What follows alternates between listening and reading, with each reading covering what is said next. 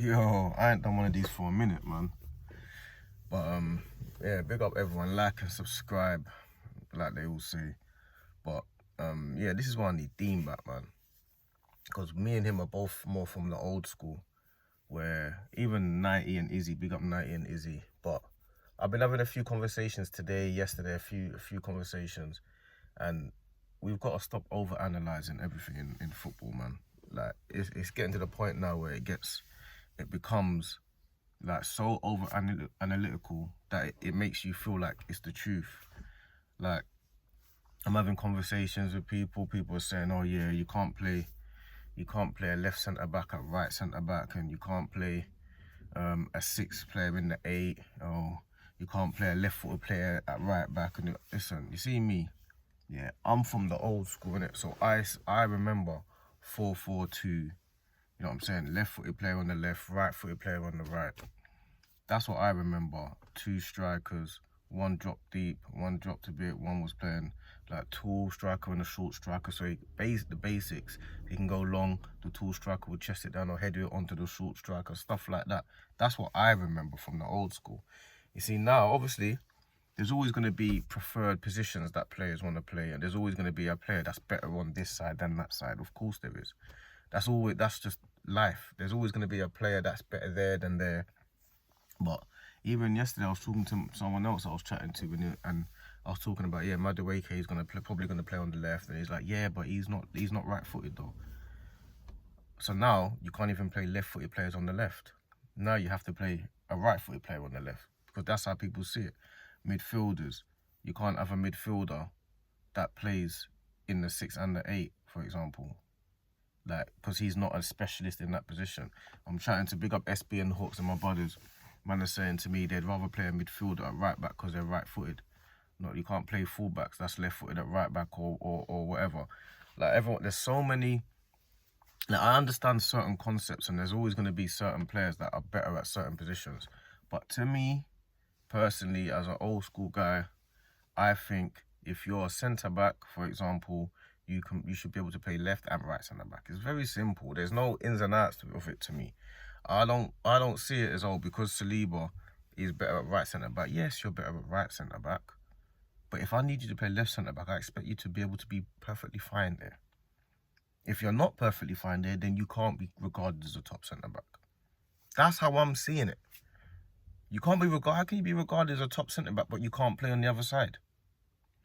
That don't make no sense. How can you be regarded as a top midfielder, but you can only play just sitting there?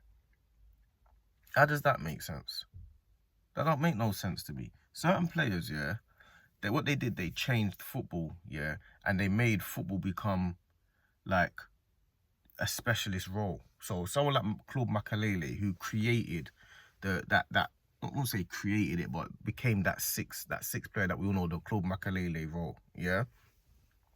That's good for Claude Makelele. So technically, you can never ever be, you can be as good as him, but you can never be greater than Claude Makelele. Do you know what I'm saying? You have to do something else to be better than Claude Makelele. You can't do what Claude Makelele did and then be better than Claude Makelele. That doesn't make sense. So someone like Kante, for example, you can't tell me Kante, oh yeah, he can only play this position. Kante can play, he's a midfielder. That regardless of what the situation is, Kante needs to be on the pitch. That's how I see it. The same as Declan Rice. I don't care. As people say, yeah, but you can't turn with the ball, so he can't play here. Like you have all these split decisions, these split opinions about Declan Rice, because one person will be like, oh, he's a defensive player, so he's better in the 6. Someone else will say, no, he can't turn on the ball, he can't half turn on the ball, so he's better in the 8. Someone else will say, no, but he can't play between the lines, so he's better I'm like, bruv. Declan Rice is a midfielder. He can play in the 6 or the 8. I don't understand. He can play. I'm only using 6 and 8s because that's the new way of football. Declan Rice can play in both positions. Declan Rice is an old school midfielder. He can do everything. Old school. That's what we need to get back to. We need to take it back to old school, because this all new school, left centre midfielder, right centre midfielder, this. All of that, it's doing my head in, bruv. It's doing my head in. Now all of a sudden, Odegaard, like Odegaard's playing in the attacking midfield position for Arsenal. Oh yeah, but he's not a 10. He's actually playing in the 8 role. Odegaard's playing in the 8. Now we don't play with a 10. We play with 2 8s. And bruv, we play with midfielders. They're midfielders, isn't it? They're midfielders. Odegaard is our creative player. He should be getting assists and goals. Yeah, but he doesn't play in the 10 role. He plays in the 8 role. Is he our creative player or not? Is he our creative player or not? If he's our creative player and our attacking midfielder, he should be scoring and assisting. That's it. Your attacking midfielder should be scoring and assisting and creating. That's what a creative player does. They create goals. I don't understand what we're creating. If you're not creating goals, you're not a creative player. If you're not creating goals, the aim of football is to score goals, to put the ball in the net. So how are you going to be a creative player, an attacking midfielder, and not be attacking? How does that make sense? Man are like, oh yeah, but he's not a 10 though, he's an 8. I don't care whether you class him as an 8 or a 10. I don't care if you think that he gets the ball deeper than before. Why do I care about that? You're an attacking midfielder, so go and attack. That's it. All this over analysis, trying to find reasons for his poor form, or trying to find reasons why someone else didn't succeed in this. Bruv, doesn't work like that. And this is why I advocate for Declan Rice so much, and players like Saka and Gabriel and players like this, because they don't require their specialist position to perform on the pitch. They don't require that. Declan Rice was known as a 6 at West Ham, defensive midfielder all the time. That's what they knew him as. He's come to Arsenal. He's now playing in a more attacking role, and he's thriving there as well. He's perfectly fine there. Do you know why? Because he can do it all. You don't need to overanalyze it. You don't need to do anything. Declan Rice knows if I get the ball and there's space there, I'm going to run into that space. You don't need to overanalyze everything. Oh yeah, but Declan Rice. This is the reason why I like those guys, because there's something that people don't regard on the pitch. The managers nowadays, they like to control every aspect of football. They like to keep football within their control, so much so that it might help certain players, but it hinders others. And there's certain players that you can't control. Declan Rice is one of those guys that his actual strength, as much as it's about he's good at football, his actual strength, yeah, is taking the game by the scruff of the neck. That you cannot control as a manager. You cannot control when your team needs you, you get them out of a hole. You're now deciding that, you know what, this is what we need to do. You can't control that. You can't control leadership. You can't manage leadership. You can't manage when certain players know that the chips are down and the manager's over there on the sideline. The player Declan Rice knows. Listen, guys, we've got now. It's grit time. It's rough and tough time. It's time to get dirty. It's time to get ragged. It's time to get going. It's trench time. You can't manage that. You can't teach that. You can't left 8, right 8 that. It's got nothing to do with that. That's leadership. That's courage. That's determination. That comes with footballers. We're taking all of that out of the game because we're making sure we're giving players excuses because he's not in his favoured position when the ball's on his favoured side. Don't understand it. Why are we doing that? We're allowing footballers to say, oh no, but you can't play on this side and you can't. Bruv, get on with the game. Get on with the game. I'm not going to be online all the time and having all of these stupid tactical discussions like we're all tacticals, bruv. Like if you had a bad game, you had a bad game, innit? That's just own it and just run with that. Rice knows, Saka as well. Them guys there, they take over games. And I'm not talking about Arsenal players. There's obviously other players at other teams. I'm just talking about the Arsenal players. They take over games because this is what was required right now.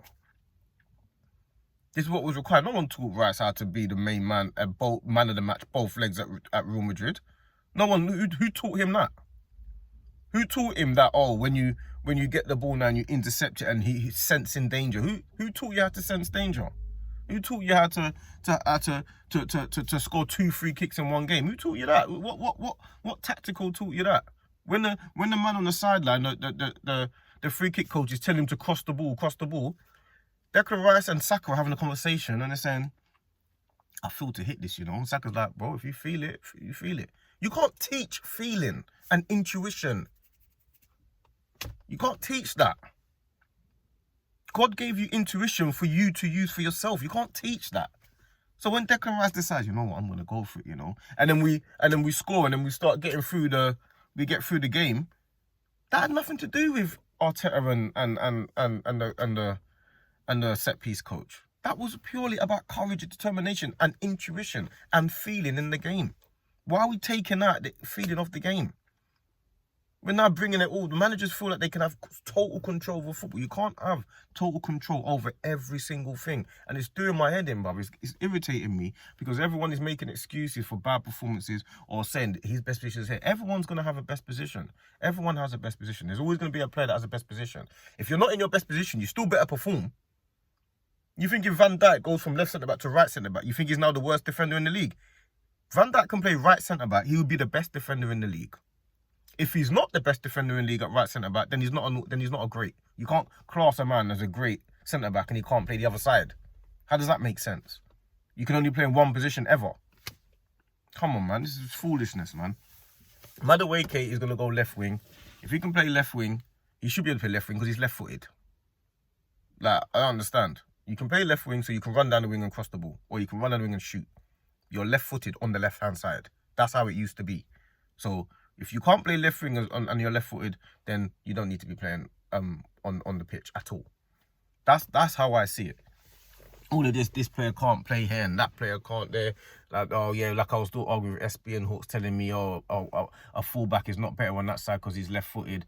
He's a fullback, but you'd rather play a right foot. Bruv, I ain't got time for that. I ain't got time for all that. If you're a fullback, you can play. You'll be better than a midfielder there. Unless you're a defensive midfielder that knows how to play that role. That's how I see it. So all of this foolishness, over-analysing everything, I'm done with it. I'm not over-analysing anything again. Or the over-analysing, I am finished with that. If you over-analyse it, my mind is just going to check out. I'm just going to let you lot have your tactical conversation. You know what I'm saying? Because as far as I'm concerned, if you're a midfielder, you can play everywhere. And if you're a centre-back, you can play everywhere. If you're a football player, 9 times out of 10, you should be able to perform wherever you're put on the pitch, really and truly. Everyone has favourite positions. Everyone has better positions than others. But as far as I'm concerned, I'm taking it back to old school. No excuses for Madueke to be playing on the left or the right. None. I'm not getting into that. I've had enough of it. So yeah, that's my take on it. But don't know why I got animated for no reason. Acting like I was talking to people. But yeah, like and subscribe and all of that stuff. Like and subscribe, as they say. And yeah, I'll see you when I see you.